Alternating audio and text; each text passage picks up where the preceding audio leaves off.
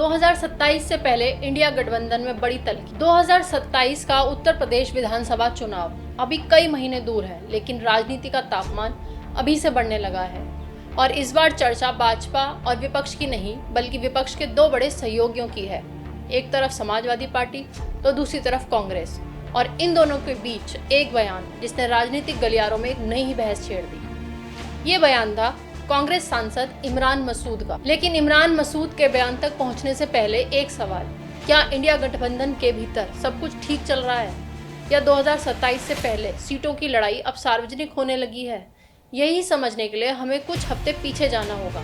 हाल के हफ्तों में उत्तर प्रदेश में 2027 विधानसभा चुनाव को लेकर कांग्रेस और समाजवादी पार्टी की रणनीतियों पर चर्चा तेज हुई।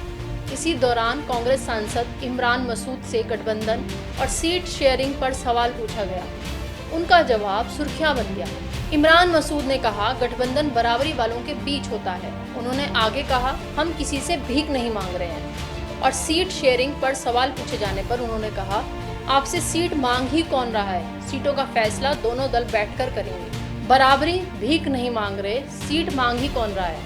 अब यहीं से पूरी बहस शुरू हुई, क्योंकि इन बयानों का मतलब अलग अलग लोगों ने अलग अलग तरीकों से निकाला। कुछ राजनीतिक विश्लेषकों ने कहा, कांग्रेस 2027 के लिए ज्यादा सम्मानजनक सीट साझेदारी का संदेशा दे रही है। वहीं दूसरी राय ये थी कि ये सिर्फ एक सांसद का बयान है, अंतिम फैसला दोनों दलों का शीर्ष नेतृत्व करेगा। लेकिन क्या समाजवादी पार्टी इन बयानों पर चुप रही या उसने भी अपने अंदाज में जवाब दिया?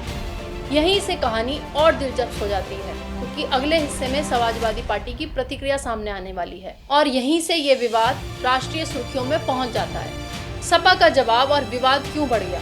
इमरान मसूद के बयान के बाद उत्तर प्रदेश की राजनीति में एक ही सवाल गूंजने लगा, क्या कांग्रेस अब 2027 में बड़ी हिस्सेदारी चाहती है?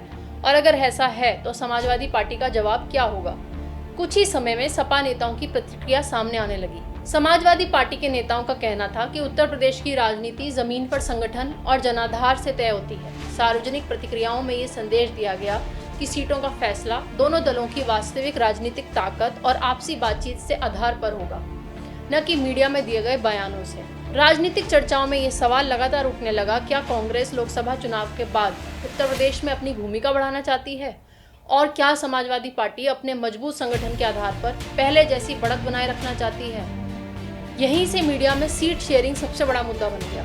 अब इसे आसान भाषा में समझते हैं। अगर कांग्रेस ज्यादा सीटों पर चुनाव लड़ना चाहती है तो समाजवादी पार्टी को कुछ सीटें छोड़नी पड़ सकती हैं, और अगर समाजवादी पार्टी कुछ पुरानी स्थिति बनाए रखना चाहती है तो कांग्रेस की अपेक्षाएं पूरी करना आसान नहीं होगा। यही कारण है कि दोनों दल सार्वजनिक रूप से गठबंधन बनाए रखने की बात करती है, लेकिन बयानों की भाषा काफी अलग दिखाई देती है। राजनीतिक विश्लेषकों ने एक और बात कही। उन्होंने कहा, लोकसभा और विधानसभा चुनाव दो अलग अलग राजनीतिक लड़ाइयां हैं।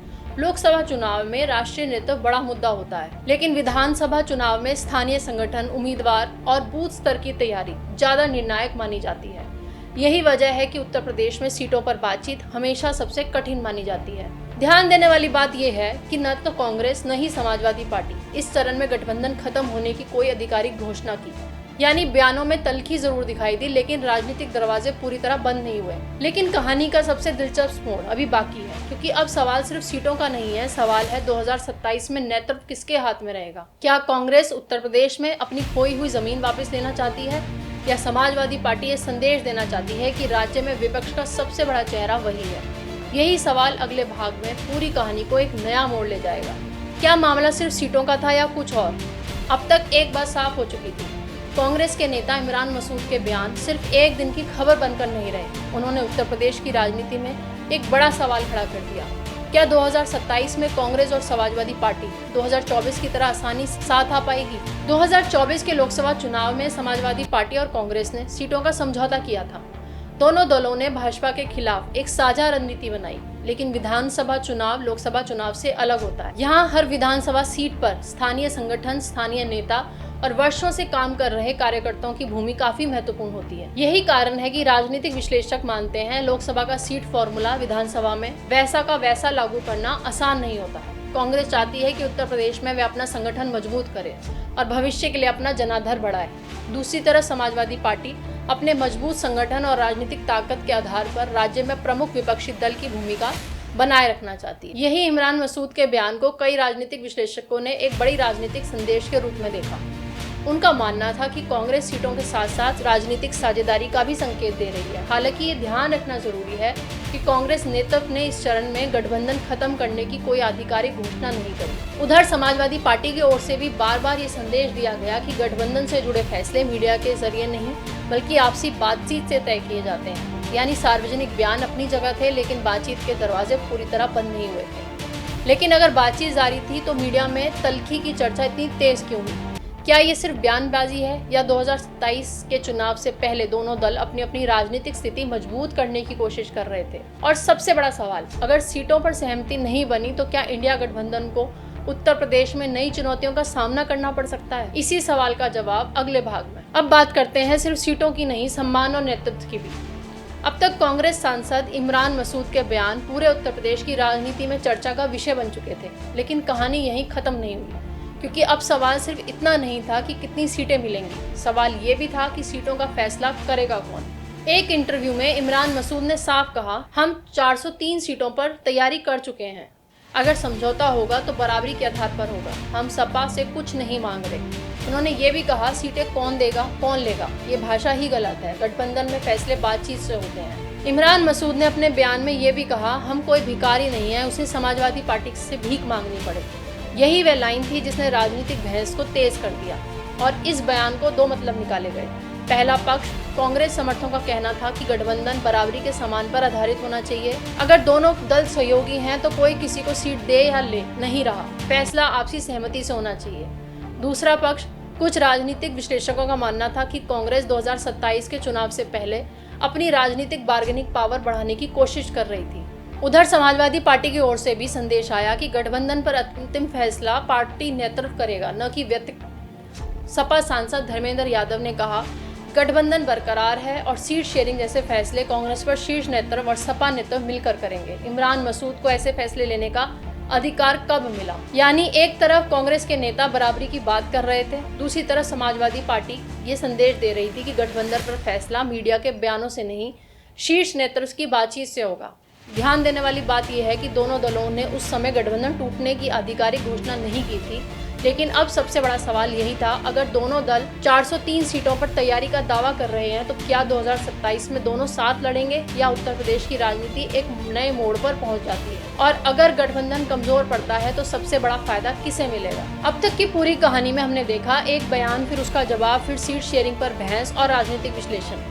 लेकिन सबसे बड़ा सवाल, क्या सचमुच इंडिया गठबंधन उत्तर प्रदेश में टूटने की कगार पर है या हम सिर्फ राजनीतिक बयानबाजी को गठबंधन टूटने का संकेत मान रहे हैं? अब तक के सभी सार्वजनिक बयानों को एक साथ रखा जाए तो तीन बातें साफ दिखाई देती हैं। पहली बात, कांग्रेस उत्तर प्रदेश में अपनी राजनीतिक मौजूदगी बढ़ाना चाहती है, यही कारण है उसके नेता बराबरी, सम्मान और संगठन विस्तार की बात कर रहे हैं। दूसरी बात, समाजवादी पार्टी अपने संगठन और जनाधार के आधार पर उत्तर प्रदेश में मुख्य विपक्षी ताकत बना रहना चाहती है, यानी ये भी अपनी राजनीतिक स्थितियों के समझौता करने के मूड में नहीं दिखाई देती। तीसरी बात, दोनों दलों के सार्वजनिक बयानों में अलग अलग संदेश, लेकिन किसी भी शीर्ष नेतृत्व ने ये नहीं कहा कि गठबंधन खत्म हो चुका है।